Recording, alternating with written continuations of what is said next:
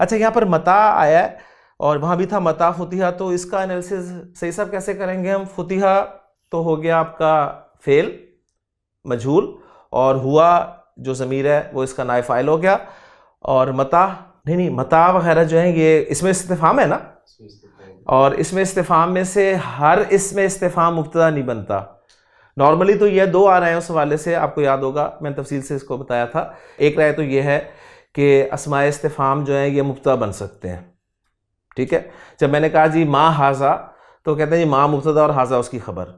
لیکن ایک رائے یہ ہے کہ نہیں، یہ ما یا جو اس میں استفہام ہے یہ سارے خبر مقدم ہوتے ہیں اور مبتدا مؤخر ہوتا ہے، کیونکہ وہ نکرہ ہے نا اسماء استفہام. کیونکہ معرفہ کی اقسام میں ہم نے انہیں نہیں پڑھا، معرفہ کی اقسام میں اسماء استفہام نہیں آتے. تو ما ھذا میں وہ کہتے ہیں جی ما آپ کا خبر مقدم ہے اور ھذا مبتدا مؤخر ہے. ٹھیک ہو گیا. لیکن کچھ لوگ کہتے ہیں نہیں، یہ جو کویسچن ورڈز ہیں یہ مبتدا بن جاتے ہیں، ایسی صورت میں نکرہ بھی مبتدا بن جاتا ہے. چلیں ٹھیک ہے، وہ اسے مبتدا بناتے ہیں، ما کو مبتدا اور ھذا کو خبر بنا دیا. لیکن اس میں سے بھی کیفا کو اور اینا کو، ٹھیک ہے، اور یہ متا وغیرہ جو ہیں ان کو وہ ظرف کا مقام دیتے ہیں، اور ظرف کبھی مبتدا نہیں بن سکتا، لہٰذا پھر انہیں واپس اسے خبر مقدم ہی کہنا پڑتا ہے.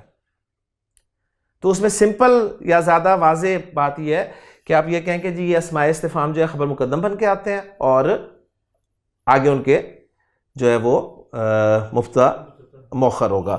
اب یہاں پر اب جب ہم نے بتا دیا کہ یہ ظرف بن کر آتے ہیں، تو اب یہ سمپل ہے، یہ ظرف ہے، یعنی اس فتحہ کے لیے ظرف ہے.